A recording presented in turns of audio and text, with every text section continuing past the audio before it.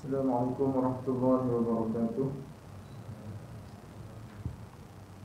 Ila Nabi Mustafa Rasulullah sallallahu alaihi wasallam. Surah Al-Fatihah. A'udzu billahi minasy syaithanir rajim. Bismillahirrahmanirrahim. Alhamdulillahirabbil alamin arrahmanir rahim maliki yaumiddin. Iyyaka na'budu wa iyyaka nasta'in. Ihdinas siratal mustaqim. صراط الذين أنعمت عليهم غير المغضوب عليهم ولا الضالين. الحمد لله رب العالمين وبه نستعين. الصلاة والسلام على أشرف الأنبياء والمرسلين سيدنا ومولانا محمد الأمين وعلى آله وصحبه أجمعين. اللهم صل على سيدنا محمد الفاتح لما أغلق والخاتم لما سبق والناصر الحق بالحق والهادي إلى صراط المستقيم وعلى آله وصحبه حق قدره ومقداره العظيم. سبحانك لا علم لنا إلا ما علمتنا إنك أنت العليم الحكيم. ولا حول ولا قوة إلا بالله العلي العظيم. ولا حول ولا قوة إلا بالله العلي العظيم. ولا حول ولا قوة إلا بالله العلي العظيم. قال رب اشرح لي صدري ويسر لي أمري واحلل عقدة من لساني يفقهوا قولي. اللهم زدنا علما وارزقنا فهما. رب يسر ولا تعسر وبتمم بالخير. أما بعد. Tuan-tuan dan puan, muslimin-muslimat, hadirin hadirat yang dirahmati Allah sekalian, alhamdulillah, syukur kita kepada Allah Subhanahu wa taala kerana Allah masih lagi memilih kita untuk sama-sama berada lagi pada malam ini dan diberi peluang lagi kepada kita untuk tingkatkan lagi amal ibadah kita agar dapat kita jadikan sedikit bekalan ni untuk kita nak bawa bertemu dengan Allah Subhanahu wa taala kelak di akhirat insya-Allah. Jadi moga-moga pertemuan kita juga dilimpahi dengan rahmatnya, barakahnya serta kasih sayangnya yang berpanjangan. Jadi tuan-tuan rahmat Allah sekalian, kita nak sambung lagi bincangan kita di dalam kitab Idam Penuntut jilid 1 ini. Kalau ikutkan hari itu kita dah habis dah bab sembahyang mayat dia lah. Kita nak masuk dalam bab kubur pula kan. Masuk kubur dah. Jadi semua kita nak pergi tahun tu belakang lah. Jadi kalau apa nama ni dah sebut kubur teringat, depan teringat abang Malaysia. Kalau tuan-tuan ada bayar zakat dekat zakat berpinang, minimum dia 100 setahun. 100 tahun melayakkan tuan-tuan untuk isi borang khairat kematian. Dia panggil kafalah mahabbah. Melayakkan tuan-tuan untuk isi borang khairat kematian tu bubuh penama. Kalau suami nak bubuh penama isteri dan anak dia ada 2 nama, dia bubuh mana nama anak, nama isteri, boleh. Mana kalau kita meninggal, penama ni boleh tuntut di zakat berpinang. Khairat kematian tu zakat akan bagi sebanyak RM1,000 lah, sebagai kita kata sumbangan lah, sumbangan kepada tuan-tuan yang menyumbang untuk apa zakat lah. Jadi minimal dia 100 ya. Kalau tuan-tuan memang ada buat potong haji apa kan, lebih daripada tu dia kalau salah boleh isi ya. Ya. Ya.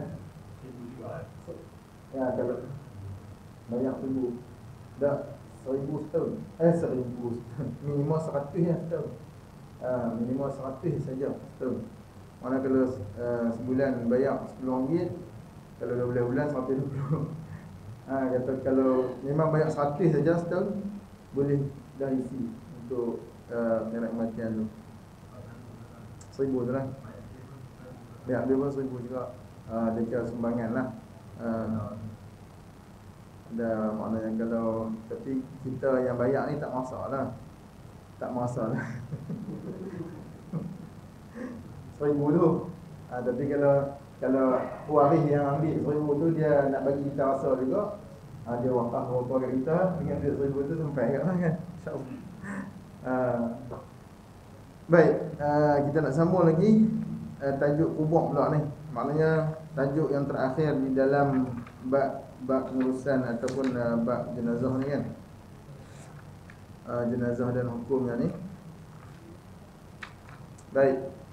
Summa qala musannif rahimahullahu ta'ala wa nafa'ana bihi wa bi ulumihi fid darain amin ya rabbal alamin. Jadi bila sebut kubur ini, dia kata apa? Adalah kubur untuk ditanam mayat itu sekurang-kurangnya satu lubang yang boleh menegah bau dan daripada dibongkar oleh binatang buas. Jadi kubur ni sebenarnya untuk kita tanam mayat tu ataupun jenazah ni, supaya jenazah ni dia tak busuk kan. Kerana kalau busuk tu, dia busuk di dalam tanah lah. Dia taklah busuk berbau sampai apa ni, di atas apa atas ni lah, maknanya atas bumi lah. Maknanya orang tak akan berbau busuk tu, jenazah tu kan. Ataupun juga nak mengelakkan daripada binatang-binatang buas, yang mana kalau ada mayat mungkin dia akan pergi makan dan sebagainya lah kan. Jadi bila sebut kubur ni, dia sebenarnya memang nak masukkan jenazah tu di dalam lubang tu kan. Jadi secara normalnya ni, makna kita ni semua memang akan dimasukkan dalam kubur lah kan, akan masuk dalam kubur. Yang sempurnanya, dia kata, digali lubang dalam sedikit, sekira-kira 4 hasta setengah. 4 hasta setengah dalam. Mana dalam tu 4 hasta setengah. 4 hasta setengah ni lebih kurang 7 kaki ya, lebih kurang 7 kaki, 6 kaki tu kan. Maknanya dalam juga lah kan. Dan lebar seberapa yang munasabah, sekira-kira muat dimasukkan mayat. Jadi lebar dia tu ikutlah berapa lebar yang sesuai dengan mayat tu. Kalau mayat tu orang yang besar, kena gali lubang besar lah. Sebab tu dia tak ada had, lebar mesti 3 kaki saja kan.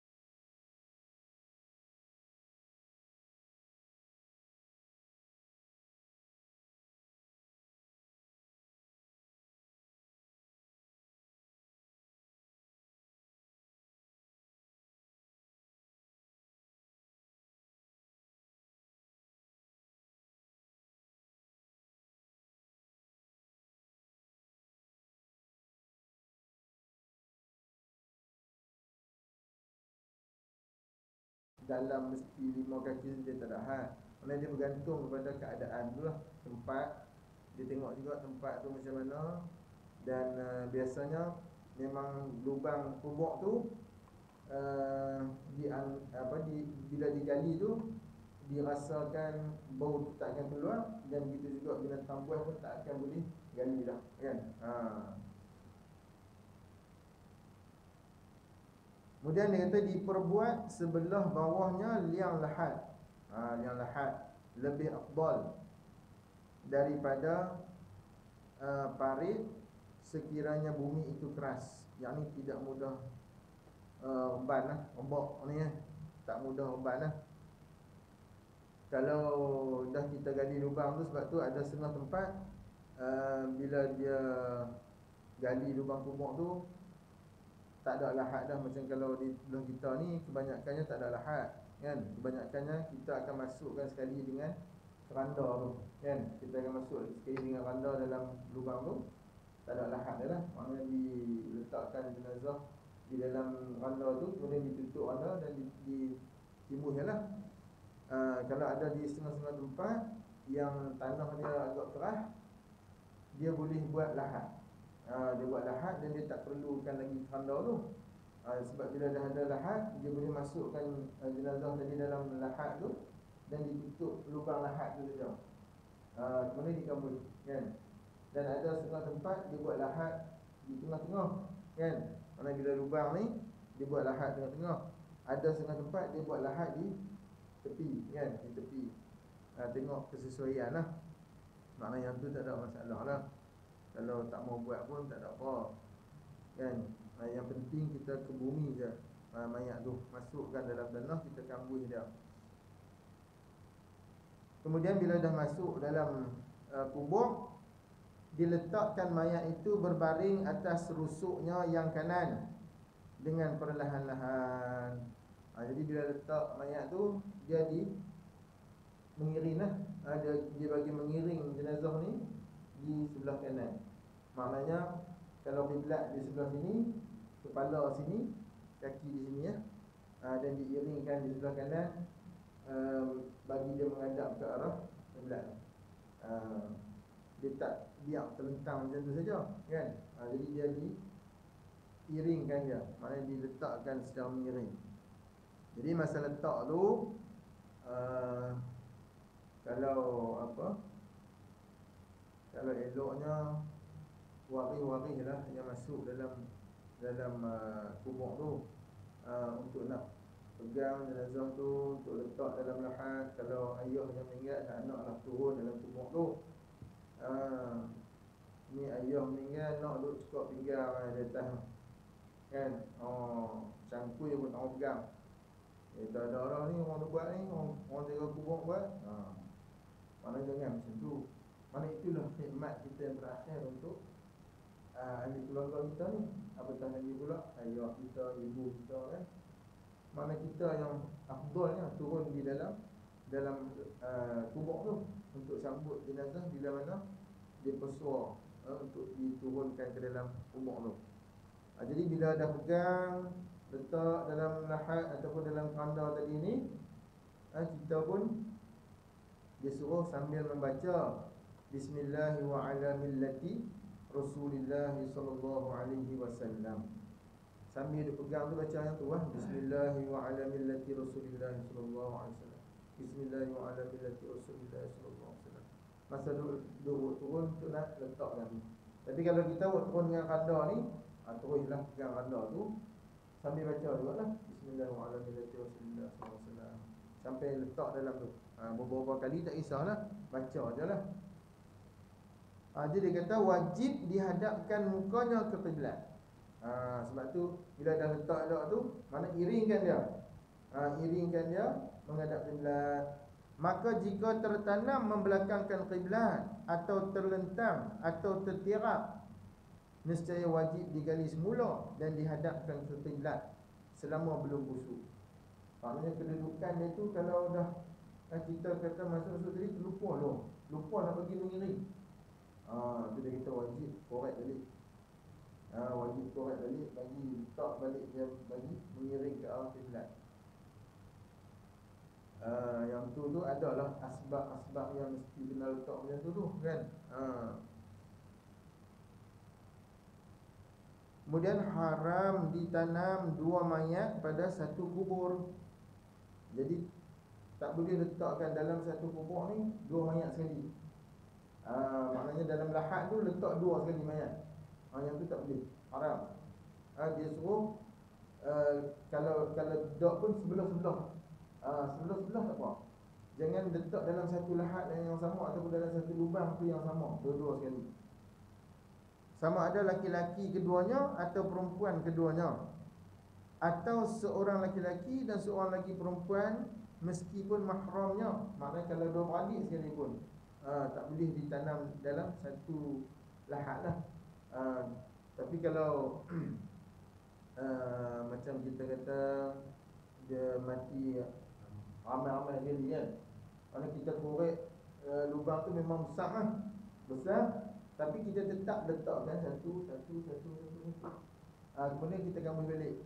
Kita tak letakkan sekali jenazah tu Mana mayat tu duduk rapat-rapat sekali. Tak letak rapat-rapat, dia enggang-enggang. Sorang-sorang diasingkan. Melainkan dia kata kerana hajat. Pasal apa kerana hajat ni? Seperti tanah perkuburan tak muat, sedangkan mayat terlalu ramai. Yang ni dah sampai keadaan tu terpaksa lah. Nak bubuh, nak nak cari tempat lain dah mungkin susah. Yang meninggalnya ramai sangat. Dan kawasan kubur tu pula memang tak boleh dah nak digali kat tempat lain dah. Memang ada ruang dekat situ saja. Yang tu terpaksa tak apa. Mana ada dia punya keuzuran dia di situ, tak apalah. Sedangkan mayat terlalu ramai, ketika itu harus ditanam beberapa orang dalam satu kubur. Yang tu tengok keadaan dan suasana itulah, kan. Kemudian haram memindahkan mayat ke tempat yang lebih jauh daripada tanah perkuburan di mana tempat mayat itu mati. Nampak? Hak ni yang kita sebut itu haram. Makna memindahkan mayat ke tempat yang lebih jauh daripada tanah perkuburan di mana tempat mayat itu mati. Itu yang kata kalau kita mati di sini, nak bawa balik, kita kata nak bawa balik juga pergi Sarawak, tak payah. Tak payah. Tanam sini saja. Tak usah duk bawa pergi lah. Sebab dalam mazhab kita Syafi'i ini memang hukum dia haram sebenarnya. Kita keluarkan mayat tu daripada kawasan tempat mati dia. Dosa tu berdosa, dia tak termasuk dalam kategori dosa besar. Tapi perbuatan kita tu berdosa lah. Bila kita keluarkan dia daripada tempat kematian tu. Kecuali dia kata mereka yang mati di kampung-kampung yang berhampiran dengan Mekah, Madinah dan Baitul Maqdis, tidaklah haram dipindahkan ke sana. Jadi kalau kampung-kampung yang dekat dengan Mekah, tak duduk dalam kawasan Mekah, dia meninggal tu, tapi nak bawa pergi tanam di dalam kawasan Mekah, itu tak apa. Sebab apa? Sebab itu tempat-tempat yang mulia di atas muka bumi ni. Makna Mekah, Madinah, Baitul Maqdis ni tempat yang dimuliakan, kan. Mekah, Madinah ni dah memang sebut tanah haram lah, kan. Jadi kita meninggal dekat kampung-kampung luar daripada Mekah ni, daripada tanah haram. Meninggal di Tanah Ain. Tanah Ain luar tanah haram. Tapi bila dah meninggal di Tanah Ain, nak balik masuk dalam ditanam di Mekah, tapi tak apa. Sebab dia tempat tu dia dah dekat dengan dia dan tempat tu mulia pula, kan. Tak ada masalah lah yang tu. Mana tak haram lah. Makruh diletakkan tikar atau hampar atau bantal bersama mayat dalam kubur. Mana kalau bubuh bantal ni lah, bantal hak biasa kita duduk tidur. Kita bubuh sekali dalam kandar tu. Tanam sekali bantal-bantal tu. Hukum dia makruh. Taklah haram, makruh kan. Maknanya tak perlulah kita nak letakkan bantal yang kita duk guna untuk, ataupun yang bantal tidur lah, kita bubuh dalam kandar tu sekali dengan mayat tu. Tak payah, biarlah. Demikian juga makruh pakai keranda, kerana yang demikian itu mensia-siakan harta. Melainkan kalau tanah kubur itu basah, bolehlah pakai keranda. Dia kata makruh juga pakai keranda. Jadi tengoklah keadaan. Kalau kita ni memang uruf ataupun situasi kita ni biasa dah memang pakai keranda, yang tu tengoklah hukum tu dia berubah dengan keadaan tempat tu, kan. Tapi kalau tempat tu kita tahu dah, kalau kita gali lubang kubur ni memang dia akan berayak, kan. Ayak akan ada dalam kubur tu. Mana itu elok kita bubuh dalam kandar lah. Bubuh dalam kandar je biasa tu. Jadi bila dah masuk dah dalam kubur tu, tuan-tuan, itulah habislah, kan. Setelah dikambus, ditinggikan sedikit tanah tambak itu, kemudian ditinggikan sikit tu makna dekat tanah yang kita tanam tu kita tinggi sikit, kan. Tinggi sikit, bukan tinggi sangat lah, sikit lah, mana bagi nampak dia tinggi sikit daripada biasa ni. Kemudian sunat ditanam dahan pokok yang hijau, seperti pohon-pohon bunga yang wangi. Boleh juga lah. Kita pergi pokok apa nama ni, apa-apalah. Lalu kat kubur ada pokok apa tu? Oh, bakar. Bakar lah. Pokok lempung lah. Arah lempung. Apa? Selalu kat kubur banyak pokok tu kan. Tak mudah kepok tu. Yang tu sunat kita tanam. Dan dijiruskan air sejuk dari arah kepala ke kaki. Yang ni kira tak apalah yang ni. Dan diletak batu atau kayu bertentang dengan kepala mayat untuk buat tanda. Untuk buat tanda ni. Untuk buat tanda ni disebut dalam kitab, ada nota kaki bawah tu. Tersebut dalam kitab Iqna' Hasyiah Bujarimi juzuk kedua muka surat 258. Lebih kurang Melayunya demikian. Kitab Arab lah kitab Iqna' ni kan. Dia kata apa? Sunat ditalqinkan, yakni diajarkan mayat yang mukallaf selepas ditanam, kerana ada hadis yang menunjukkan demikian itu. Berkata Imam Nawawi dalam Ar-Rawdah, hadis itu sekalipun dhaif, tetapi jadi kuat ia dengan disokong oleh hadis-hadis yang sahih. Dari sejak zaman berzaman lagi, mereka yang boleh jadi ikutan telah melakukan talqin itu. Kemudian kata Syekh Khatib, kanak-kanak yang belum mukallaf tidak sunat ditalqinkan. Sebab itulah kalau tempat-tempat kita ni memang ada lagi lah. Bila jenazah dimasukkan dalam kubur, dah selepas kambui, dah dipacak pokok apa-apa tu, kemudian ditalqinkan. Maksudnya kalau ada setengah duk kata talqin ni bid'ah. Ada hadis, walaupun hadisnya dhaif, tapi dia dikuatkan juga dengan hadis-hadis yang sahih yang lain. Sebab tu kalau kita tak mau baca, jangan menyalahkan orang yang baca. Sebab dia duk jadi berkeli ni. Bila mana kita tak baca, kita duk kata salah orang yang baca tu. Sedangkan ada dalil dia. Sopan wirid lepas mayang. Kalau dah kita tak mau wirid, jangan salahkan orang yang wirid. Kerana apa? Ada dalil dia. Sebab tu Islam ni dia cantik naknya, indah kan. Kita nak pegang yang mana, sebab tak salah pun kita pegang dengan apa yang kita faham, apa yang kita belajar, apa yang kita mengaji. Kalau ada nas dan dalil dia, ada hujah dia, yang mana para ulama telah pun bahas, telah pun letakkan, tak ada masalah apa pun. Sebab tu suruh pilih ya.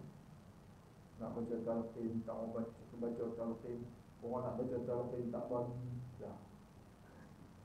Terus ada buat pening gitu lah.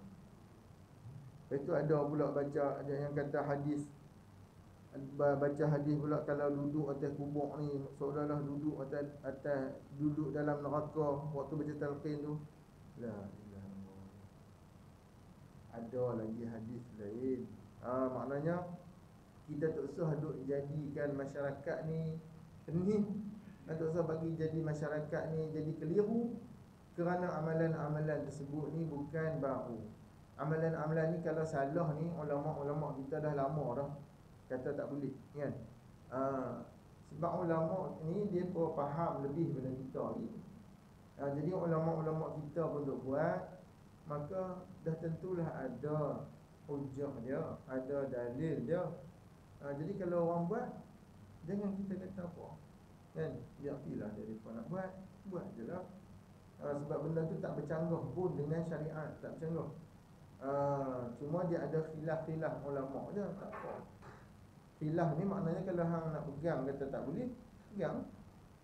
Yang orang duk buat ni orang pegang kata boleh, mana tak ada masalah apa. Itu yang kata cantiknya Islam kan. Kalau kita faham situasi yang macam tu, keadaan yang macam tu, mana kita tak ada rasa apa, tak apa, yakti kan. Macam lah ni ya. Macam lah ni kalau dulu kita mengaji di sekolah bab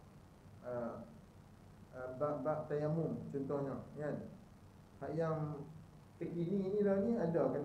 Tayamum dia bagi tahu sapu apa ni debu tu dekat pergelangan tangan tu.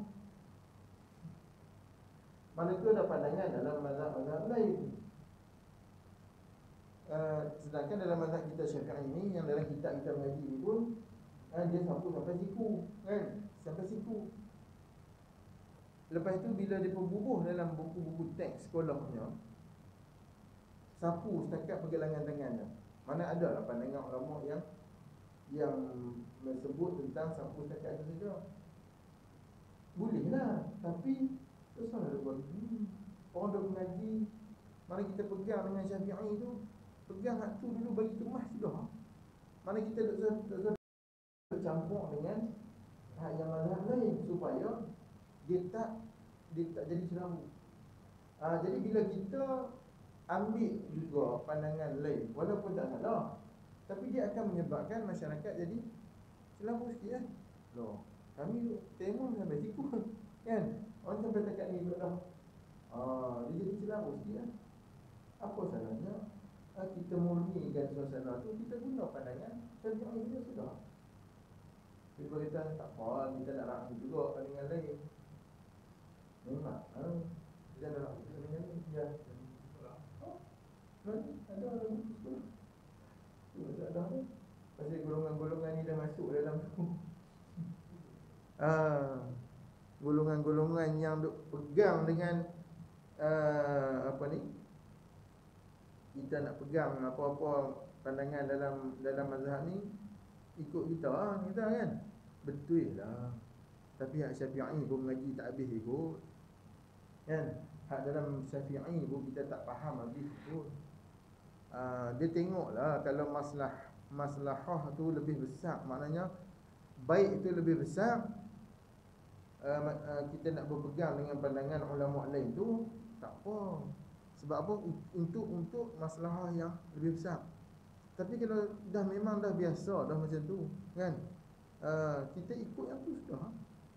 Sebab dalam kaedah juga, kalau apa nama ni, kita beramai ni, dia tak boleh juga kita nak ambil mudah dengan kita ambil pandangan mazhab lain untuk kemudahan kita saja.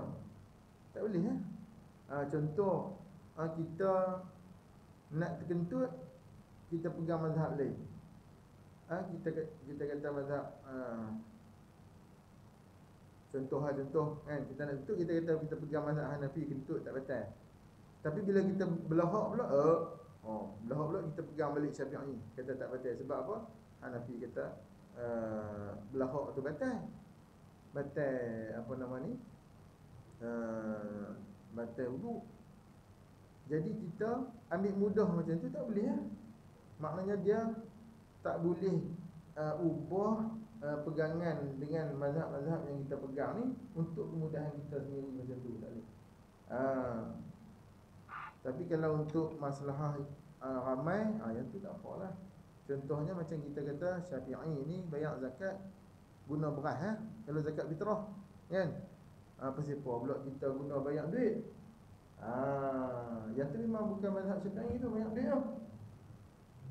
Kita bertaklid kepada mazhab lain, kita bertaklid mazhab Hanafi juga, kerana itu untuk kemudahan orang, untuk kemaslahatan umum. Maknanya ulama bersidang, bincang, kita guna pakai pandangan ni supaya memudahkan orang ramai untuk buat ibadat tu. Macam tu tak apalah. Sebab tu dia tak boleh lah ikut suka je kita, kan. Syafi'i kata ni okey, ikut ni.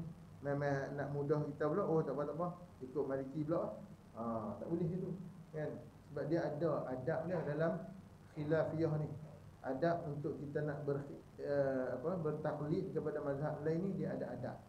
Dia bukan pakai belasah ikut dan. Itu tuan-tuan, kan. Jadi kalau bila dah habis ke bumi ni, dah masuk dalam kubur tu, biasanya tu imam makan talqin kan lah.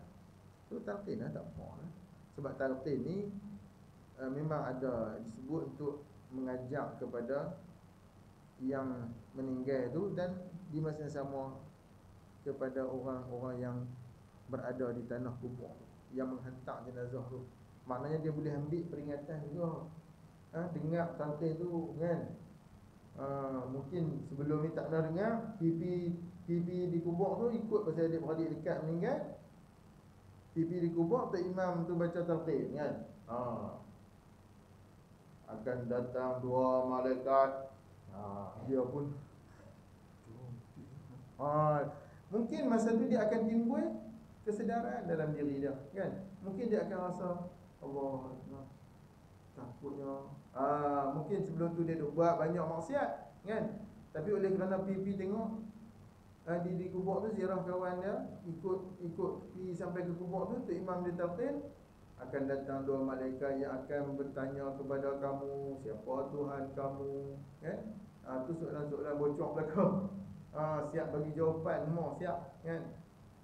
Tu sebenarnya nak bagi peringatan juga kepada yang hidup, supaya kita tahu, oh Allah ni Tuhan kita, Nabi Muhammad ni Rasulullah Nabi kita, Al-Quran kitab kita kan. Saudara seluruh kaum muslimin muslimat ini adalah saudara-saudara kita. Ibrahimul Khalil tu merupakan Nabi Ibrahim bapa bagi agama kita. Adanya syurga, adanya neraka. Dan nak abang kata mati ni benar, mati ni betul, memang akan mati. Alam kubur juga benar, alam akhirat juga benar. Jadi bila dengar tu sekurang-kurangnya, aku pun nak pergi juga, aku pun nak masuk juga dalam kubur ni kan. Banyak dah dosa aku buat ni, maksiat aku buat ni, sudah-sudah dah libat lah, takut dah. Mungkin dia akan ada kesedaran ni kan. Sebab tu tak apalah, buat je lah kan. Semua kalau tengah-tengah tempat tu kadang Tok Imam tu pula jadi imam pula. Aku baca zakir, hampa bagi bantai aku. Tu bak lain lah kan. Hampa bagi bantai aku. Kalau kawasan kita ni dulu bantai pinggan ada apa tu dalam pinggan tu. Pinggan pun balut dengan kain putih apa semua kan. Bagi kain pelikat lah apalah.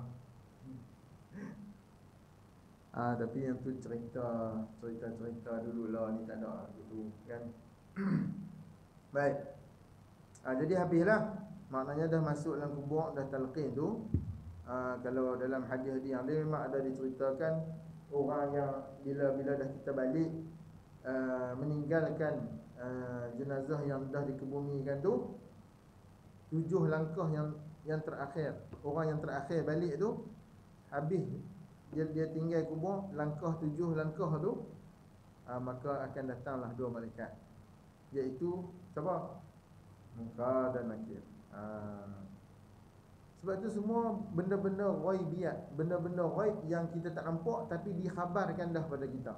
Memang akan ada malaikat akan soal kita di alam kubur tu, iaitu Munkar dan Nakir. Memang ditugaskan oleh Allah SWT kepada Munkar dan Nakir ni. Tugas mereka menyoal orang mati di dalam kubur. Dia tak buat kerja lain. Kerja dia soal orang mati dalam kubur. Munkar tanya, Nakir balun. Kalau dah tak boleh nak jawab, malaikat Nakir akan balun kan.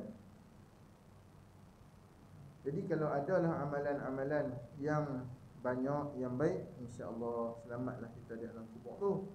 Sebab tu salah satu dia apa dia tuan-tuan? Salah satu dia ialah bila mana kita duduk dalam kubur seorang-seorang, tak ada siapa dah yang akan teman kita kan. Sebab kubur ni macam kalau kita tegur orang kan, hang ni tak suruh mampu katlah, pergilah sembahyang elok. Dulu apa?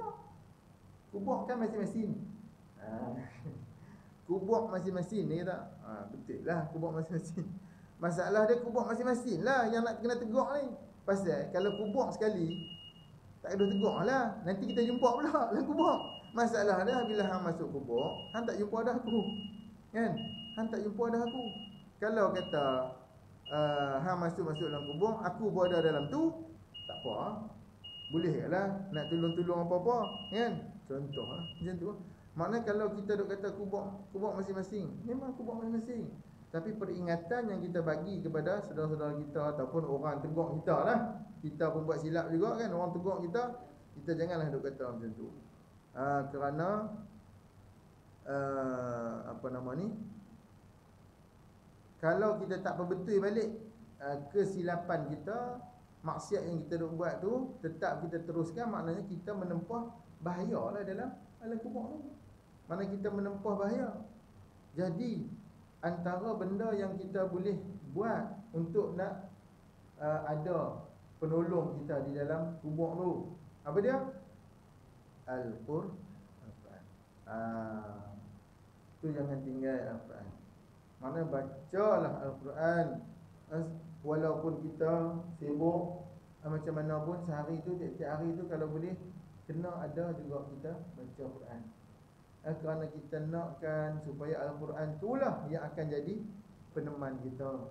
Sebab dia akan bagi syafaat kita di akhirat tu.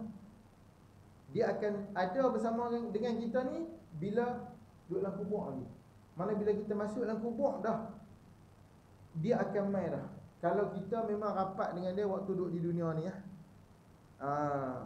dialah yang akan menjadi peneman kita. Dialah yang akan menjadi bodyguard kita. Dialah yang akan menerangkan kubur kita.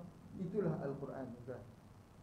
Sebab Al-Quran itu kalamullah, kalam Allah tu, kita dekat dengan dia, kita sentiasa bersama dengan dia, kita hayati dia, kita beramal dengan dia lagilah, insya-Allah. Maka dia pun akan cari kita daripada alam barzah tu sampailah ke akhirat, sampai ke yaumul mahsyar. Mana kita duduk di padang mahsyar nanti pun dia akan tetap main duduk dengan kita juga. Allahu akbar. Tu kata jangan tinggal Quran ya. Sebab salah satu syafaat yang kita akan dapat ialah syafaat Al-Quran, selain daripada syafaat Nabi kita sallallahu alaihi wasallam. Kerana Nabi kita yang membawa Al-Quran tu. Jadi oleh kerana kita dah rapat dengan Quran, kita dah jaga Quran, kita dah beramal dengan apa yang ada dalam Quran, maka dia akan duduk bersama-sama kita, dia akan jaga kita. Dan itulah puncanya juga untuk kita nak dapatkan syafaat Nabi sallallahu alaihi wasallam. Jadi jangan kita ambil mudah, jangan kita buat lebih kuranglah dengan Quran ni, kan? Ambil peluang waktu kita ada ni, waktu kita tengah sihat, waktu tengah boleh lagi ni, ambil peluanglah untuk kita beramal dengan Quran tu, kan? Sebab orang mukmin dengan orang Muslim, dia ada beza. Muslim dengan mukmin tak sama. Muslim ni macam mana, tuan-tuan? Nama lah Islam. Nama lah Islam. Nama pun sama dengan nama Nabi Muhammad bin Abdullah. Masya-Allah. Nama sama dengan Nabi. Tapi perjalanan hidup dia tak ada apa yang boleh menyenangkan dia di akhirat ataupun di alam kubur. Antaranya apa? Semayang tak mau. Semayang tak mau.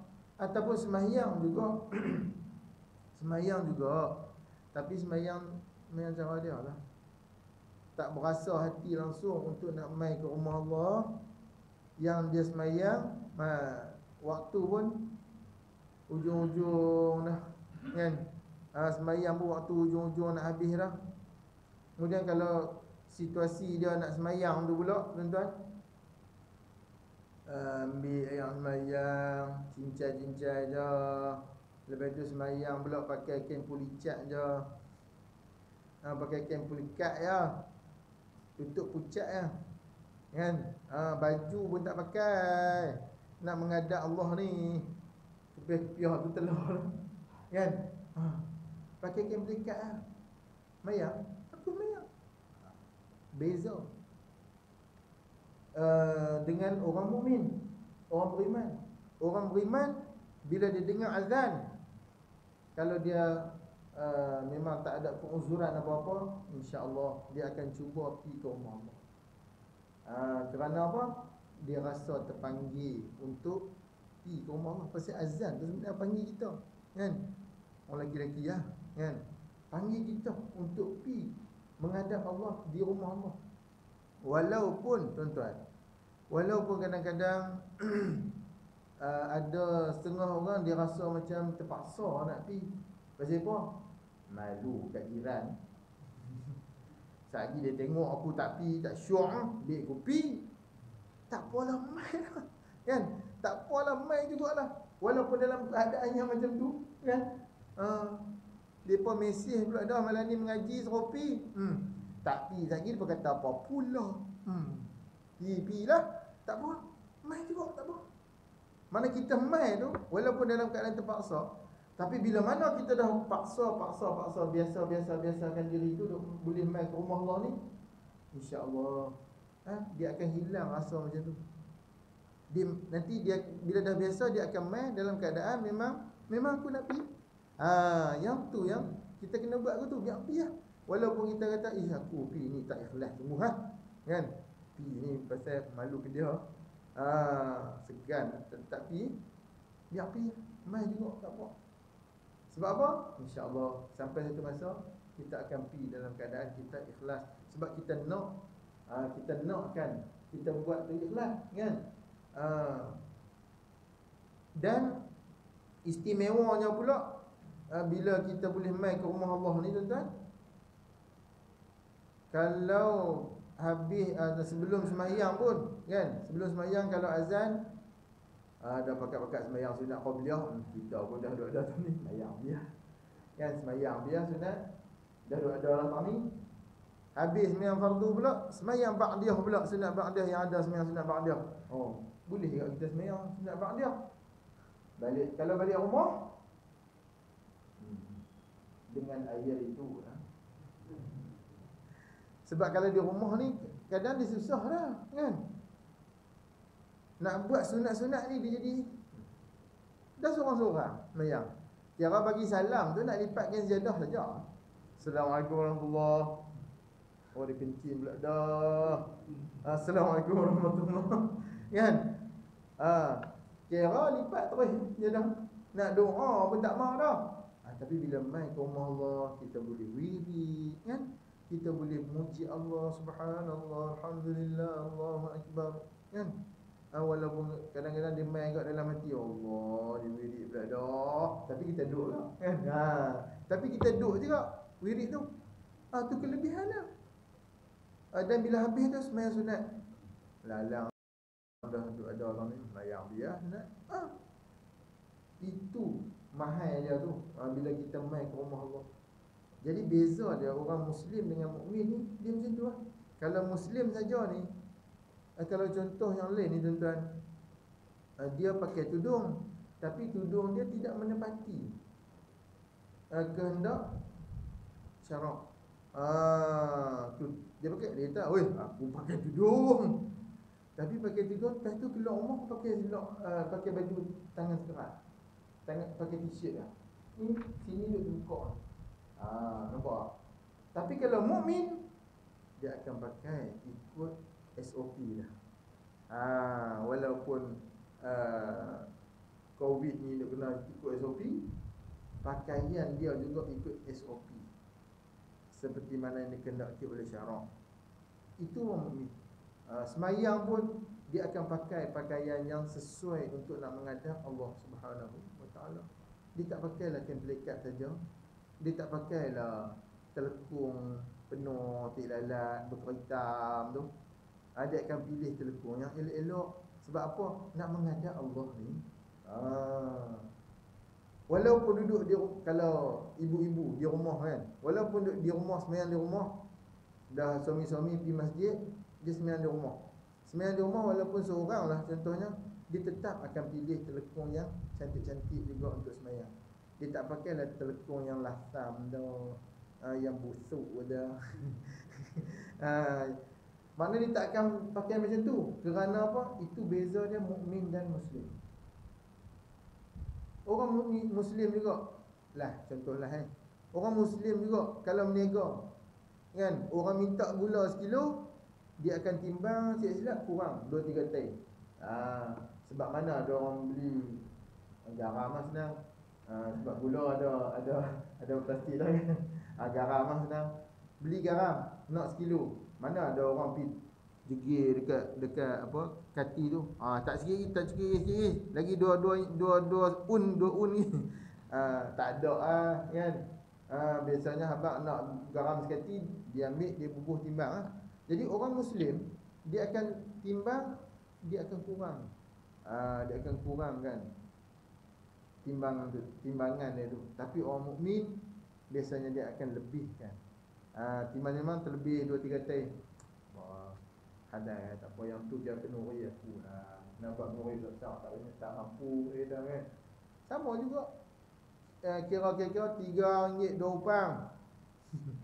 RM3 2 rupang. Kalau hak Muslim ni tunggu lah 2 rupang. 2 rupang. Ada RM4 ni. Lepas man RM4. Dia pergi cari balik 8 kupang bagi. Sanggup pergi cari 8 kupang bagi balik. Tapi kalau orang mukmin RM3 2 rupang. 2 rupang halal, RM3 sudah. Itu beza dia tuan-tuan. Sebab tu kita ni memang kita Allah golong dalam kategori hamba dia yang beriman. Pasal apa? Semua arahan-arahan Allah untuk buat amal ibadat ni kebanyakan dalam Al-Quran Allah akan sebut ya ayyuhalladzina amanu.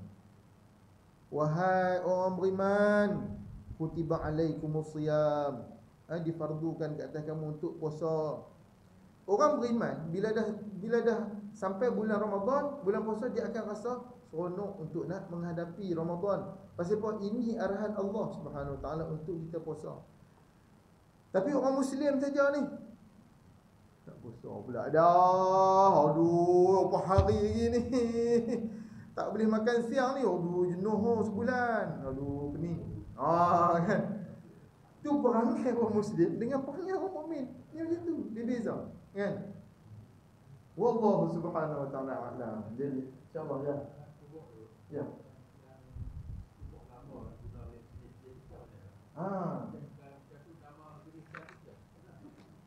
Dia apa nama ni?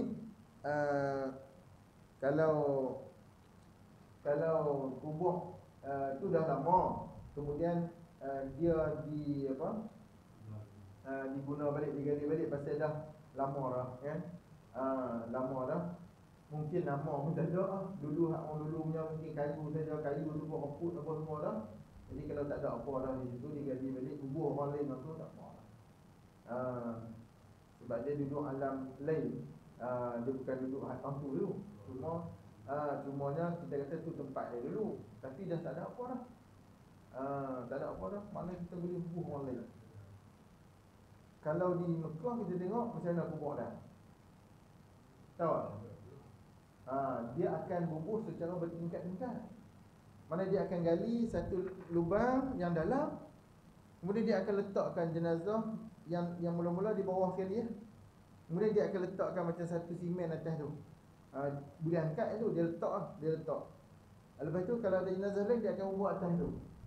Sebab di sana kan ramai kan yang meninggal. Dia akan letak atas tu bertingkat-tingkat. Kalau penuh, biasanya dia akan pindahkan. Dia akan pindahkan pula jenazah tu pergi ke bumi di tanah perkuburan lain pula. Maknanya kalau ikutkan dia dalam satu lubang tapi dah suasana depa di sana dah macam tu, maknanya tak apa, tak ada masalah. Dan di situ juga makanun karim, kan? Tanah haram, tempat yang mulia, kan? Jadi dia tak apa. Sebab tu kalau kita meninggal di sana, Rasulullah duduk tebiang suruh balik, kan? Meninggal di Mekah dah, meninggal di Madinah dah, masya-Allah tabarakallah. Tok duduk tebiang buat balik lah, nak buat apa buat balik, kan? Tanam di sana. Kerana apatah lagi pula kalau meninggal di Madinah, biarlah kita tanam dekat dengan Nabi kita sallallahu alaihi wasallam. Mulia tu kalau kita boleh ditanam di sana. Sebab ada juga yang menyebut kalau kita meninggal di tanah haram ni, mana kita dibebaskan juga daripada soalan di dalam kubur. Itu salah satu nikmat yang besar, kan? Okey tuan-tuan, ya. Ada soalan lain? Ya tuan.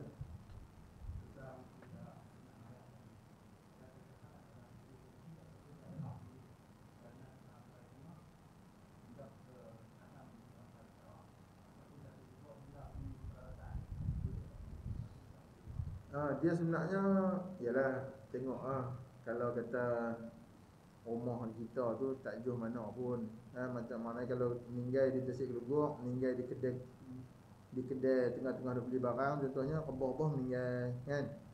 Yang tu kita boleh balik kalau kita duduk di Pusat Seribu ni boleh balik lah.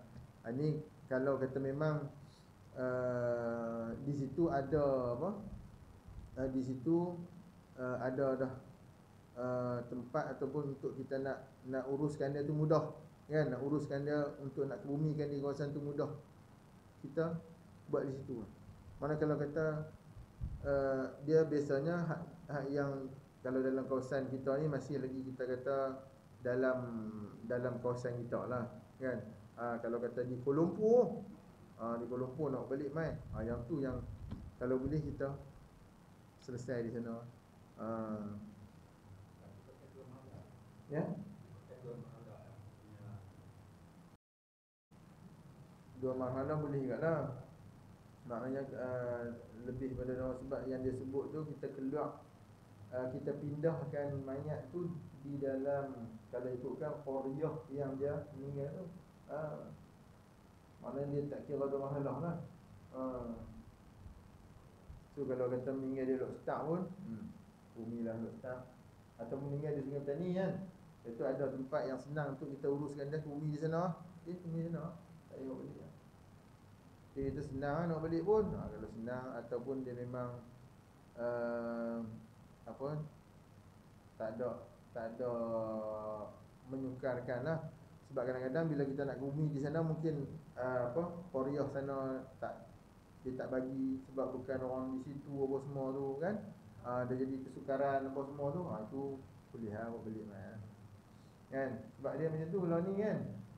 Bukan anak qaryah ni dia tapi sepatutnya tak boleh buat itu. Sepatutnya tak boleh buat itu. Walaupun kita kata tempat kita ni tak celus lah ni, anak qaryah kita pun ramai lah ni, kan? Tak boleh buat itu. Sebab ada kaedah beramal kita dalam agama ni, dia bukan jenis tu sebenarnya. Kita nak kena bagi nasihat kat tu, dekat tu lah pasal. Maknanya dari sudut kefahaman tu kita tak sampai lagi. Yang kita kena tahu bahawa kalau siapa saja, sebab orang Islam ni meninggal tak mana pun saudara kita lah, kan? Bukan kita mesti kena katakan dia bukan anak qaryah kita. Lepas tu kita buat payah pula, kan? Tak boleh. Nabi cari tang lain. Kita dah buat payah pula. Sebenarnya hukum fardu kifayah tu jatuh kat kita juga tu. Mana bila kita tolak tu dosa. Patutnya mudahkanlah. Sebab yang meninggal ni saudara seagama kita, tak kira lah dia bangsa apa pun, kan? Jadi kita permudahkan. Okey, tak apa. Umi, tak ada masalah. Patut macam tu je. Boleh tuan-tuan? Okey, ada yang sebut tadi salah tu, tolong betul. InsyaAllah lah, panjang umur kita jumpa lagi lah. Mohon ampun dan maaf lah kalau ada terkasak bahasa, salah kata-kata saya. Yang baik daripada Allah, yang silap daripada diri saya, hakikatnya daripada Allah Subhanahu wa taala. Aqulu qouli hadza wa astaghfirullahal azim li wa lakum wa lisairil muslimin wal muslimat innahu huwal ghafurur rahim. Al-Fatihah.